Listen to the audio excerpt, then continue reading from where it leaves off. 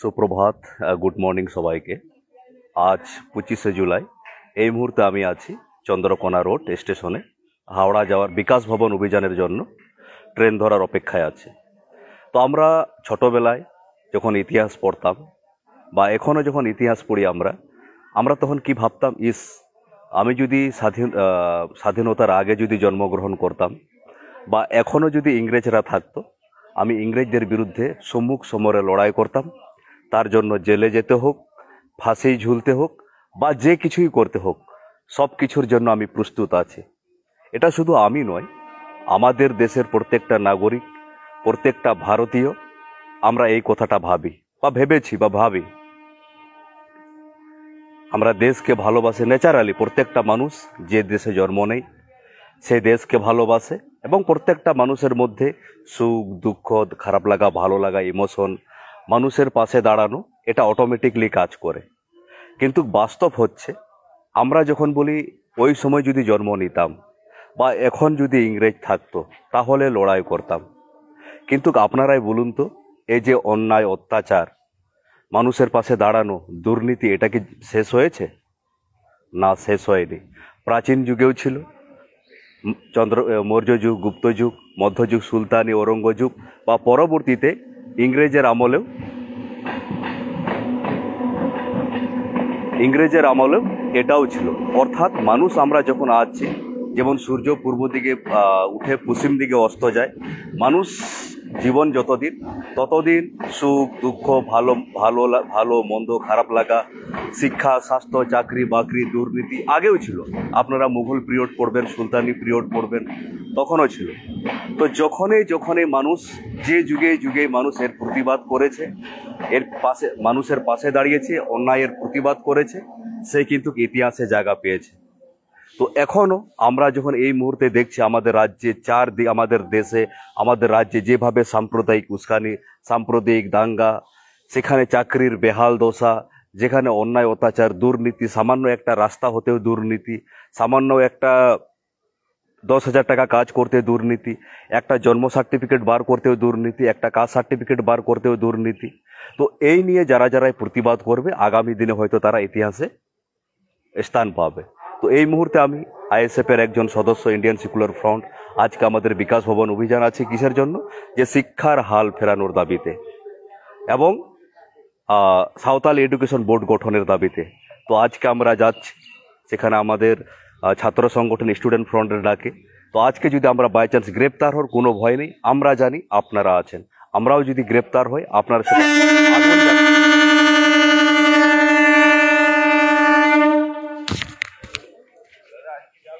আমরা যদি by chance গ্রেপ্তার হই, আমরা জানি এই শিক্ষার হাল ফেরানোর দাবিতে আপনারা আগুন জ্বালাবেন সারা রাজ্যে। আর এখানে যেটা বলছি সবাইকে, যে আইএসএফ হয়ে লড়াই করতে হবে। যাদের যদি আমাদের ইন্ডিয়ান সেকুলার ফ্রন্টের নীতি আদর্শ যদি ভালো লাগে, আপনারা আমাদের সাথে যোগদান দিতে পারেন, আমাদের সাথে লড়াই করতে পারেন। অথবা যে যেটা ফ্রন্ট থেকে, যে যেটা আপনারা প্ল্যাটফর্ম পাচ্ছেন, সেখান থেকে লড়াই করুন। শুধু একটাই, কি সত্যের পথে থাকতে হবে, অসত্যকে প্রতিবাদ করতে হবে, দুর্নীতিকে প্রতিবাদ করতে হবে। আমি আগেও বলেছি, আমাদের অন্যতম সমস্যা ফেকেস্টি। আমি গতকালকেও বলেছি, যদি হয় আমাদের সন্দেশখালীতে আপনারা জানেন যে ফেকেস্টি এমএলএ আছেন, তিনি দীর্ঘকাল ধরে সেখানে প্রায় 2বার ওনার বিরুদ্ধে হাইকোর্টে কেস করা হয়েছে, ওনার বিরুদ্ধে এসটি কমিশনে অভিযোগ জানানো হয়েছে। আমি আবারও বলছি, আমার দল যদি অনুমোদন দেয় এবং আদিবাসী সমাজ যদি আমাকে, ওনারা যদি চাই, আমি সেখান থেকে দাঁড়ানো রাজি আছি।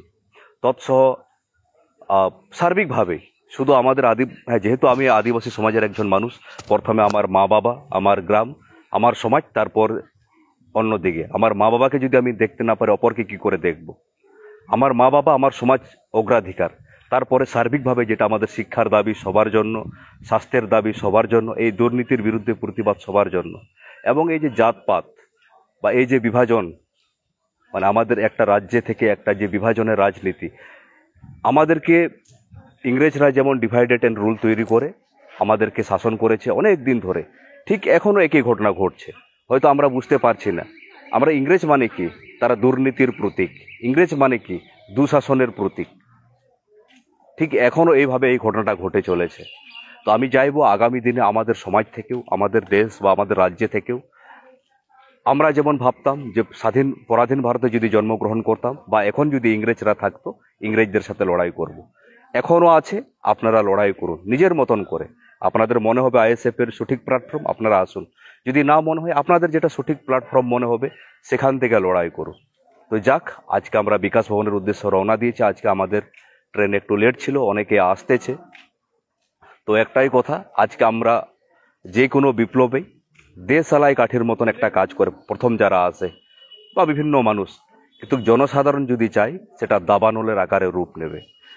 আহ রাত্রে ঘুমোতে ঘুমোতে প্রায় 12টায় 1টা, সকাল 4টায় উঠেছি, চোখে ঘুম ঘুম ভাব আছে, খাওয়া নেই। আর আপনারা বিপ্লবী হলে, আন্দোলন করলে খাওয়া দাওয়া ঘুম সব কিছু ছেড়ে দিতে হয়। বা আমরা ক্ষুদিরাম বসু বা বিভিন্ন বিপ্লবীকে দেখেছি, তারা কেন দিয়েছে। আপনি কাউকে 5 কোটি টাকা দিন, 10 কোটি টাকা দিন, সে ফাঁসির ঝুলিতে ঝুলতে পারবে না, সম্ভবও নয়। কিন্তু কেউ যদি দেশকে ভালোবাসে, সে নির্দ্বিধায় একই কথায় সেখানে ফাঁসির ঝুলতে তৈরি হয়েছে। তেমনি এই যে বর্তমান যুগেও বিভিন্ন রকম আন্দোলন, মুভমেন্ট, এটা আপনার অন্তর থেকে, মন থেকে সেটাকে বার করতে হয়, তবে আপনার পক্ষে সম্ভব হবে। এই ক্লান্তি, ঘুম না হওয়া, খাওয়া দাওয়া না হওয়া, এই যে আমাকে দেখেন পিঠে ব্যাগ, চারদিকে ঘুরতে থাকা, চোখের অবস্থা নিচে কালো পড়ে গেছে। তো মানুষ যখন আমরা কিছু করতে চাই, মানুষের পাশে দাঁড়াতে চাই, পরিশ্রম হয়, ঘুম হয় না, খাওয়া দাওয়া হয় না। কিন্তু তাহলে আপনারা দেখুন, আমরা যখন ইংরেজদের তখন ভাবি যে ওই সময় আমরা ওটা করতাম, তুমুক করতাম, তাহলে আমাদের বিপ্লবীরা সেরকম কীভাবে লড়াই করতো? জঙ্গলে থাকতো গেরিলা যুদ্ধতে, নাহলে তো গ্রেপ্তার হবে। সেখানে ট্রেনিং, সেই সময় যোগাযোগ ছিল না, খাওয়া দাওয়া ছিল না, তারপরেও তো তারা লড়াই করেছে। সেই সময় তারা লড়াই করেছে। সেই দিক দিয়ে আমরা এখন আধুনিক যুগে যোগাযোগের সুযোগটা পাচ্ছি, আমাদের খাওয়া দাওয়াও সব কিছু ঠিকঠাক হচ্ছে এখন, বা অনেকটাই এগিয়েছে। তো এখন আমরা তাহলে অন্যায় অত্যাচারের বিরুদ্ধে লড়াই করতে পারবো না কেন? শিক্ষার দাবিতে লড়াই করতে পারবো না কেন? সুস্বাস্থ্যের দাবিতে লড়াই করতে পারবো না কেন? সবাই পারবো ইচ্ছা করলে।